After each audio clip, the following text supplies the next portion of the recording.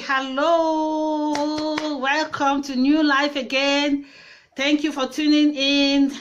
My name is Sister Tao. Thank you for tuning in. I have a topic today. I want to talk about the cost of living in Canada, and in particularly in this city where I'm living in Calgary. So I'll make a comparison and a little bit talk about it.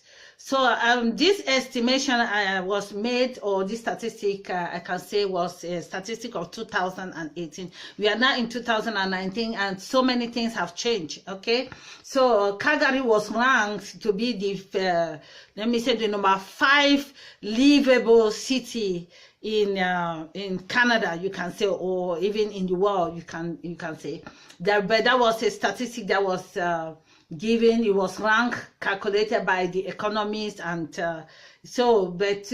now, how was it calculated? It was calculated based on the healthcare. Their culture was based on environment, education, infrastructure. That was based on all this. And Canada have other bigger cities, you know. For example, Vancouver and Toronto, Winnipeg, and Calgary. There are different big cities in Canada. But I want to talk about the cost of living in Canada, big cities, and especially in Calgary. Let's talk first about housing. Housing, renting an apartment, a condo, a townhouse, or even a departure house. Okay, let's look at the price now. Well, the bachelor at least is to rent a bachelor here in Canada, you need at least $784 Canadian dollars. 1 bedroom at least 1,154. I mean, I sometimes I don't include the utility, you know, just the real cost, you know, but sometimes it's also involved the utility. It just depends on which neighborhood you are renting. 2 bedroom apartment, you need at least 1,624 Canadian dollars. Let's talk about transportation. Transportation and parking, you need at least 261 per month. All these prices are per month. I'm talking about, it's not per year, you know, because maybe you can be watching from Africa or some different countries and be thinking, oh, which, you know, is it per year or per month? No, it is per month I'm talking about. So if you are renting, if you want to, people who are having a car who park downtown, like in Calgary downtown, you need at least 473 for parking lot, just to park your car there and all that stuff. And then let's talk about gas. Gas price is a little bit lower here in Alberta because they produce gas here, but the other place is a little bit more expensive in Canada, but it's still cheaper in Canada than some other countries.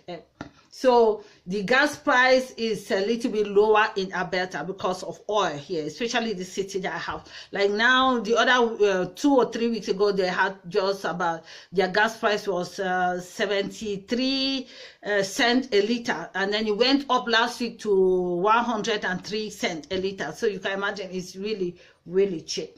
Transport, bus pass, if you are using the public transportation, bus pass is at least 101 Canadian dollars a month. Insurance, if you are having a car a month, you need at least $100 or even more.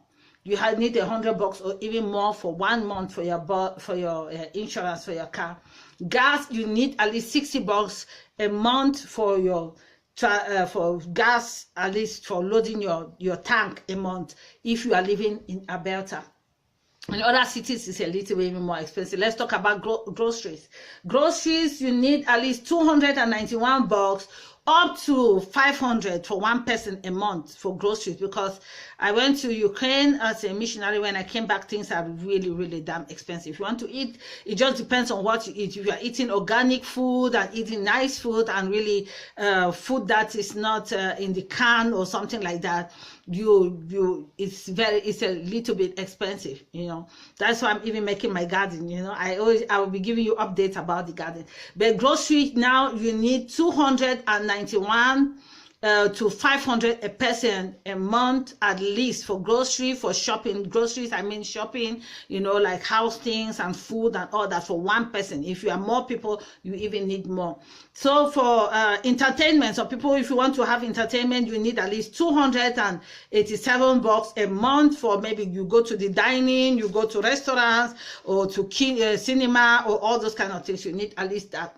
Let's talk about the phone and internet, you know, data. You need at least $129 a month for your phone if you are using a mobile phone with internet together. But if it's just only internet, you need at least 65 Canadian dollars a month, and your phone you need about $70 a month. The popular providers are Telus and Shaw. And then health and fitness. Let's talk about health and fitness. If you are going to gymnastic, yoga, or so other kind of stuff, people will do different kind of. If you go to gymnastic like Good Life and World Health, etc., you need at least $75 or $60 to $75 a month every month to attend all those places. So now, if you make all the total calculation, it's at least $2,265 for my own calculation a month that you need here to live in Canada in the big cities.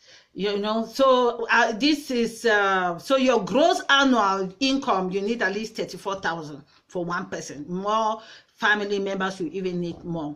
So that amount does not include traveling costs or saving or even some annual payments or some things like unseen expenses, you know, that you do not predict. You know, maybe your car gets spoiled or something like that. It does not include all that. You know, or maybe major events like in Calgary here, they used to have some big major events like Stampede and all that you need maybe $200-300 to go and have fun, and all that stuff is not even included. So your gross annual income you need is $34,000 at least. So what I'm trying to explain here, that I'm confident to say that going lower than this amount that I told you, $2,265 every month, it is going to be, if you go down lower than that, it's going to make it very difficult to live comfortable in any one of the Canadian big cities like Vancouver, Toronto, Calgary, and all these big cities. It will make it very difficult. But if you live in smaller cities, maybe you can manage that. But I just want to ask now, if you have any question about living in Canada, expensive, or this, I'm talking about the people really live in Canada. I'm not talking about the tourists or people who are just coming to visit or people who are students. I will make videos about that differently. But I'm talking only about people who are living here. So if you think that my estimate is a little bit too high or too low, write your questions below and tell me where you are living in Canada and in other cities in the world, and how the expenditure is there. If you are also, you have any question to ask concerning coming to move here to Canada and about the expenditures and the places to live, you can also leave them down below. Thank you for watching, and God bless you. I will see you in the next video. I hope this video helped you. Bye.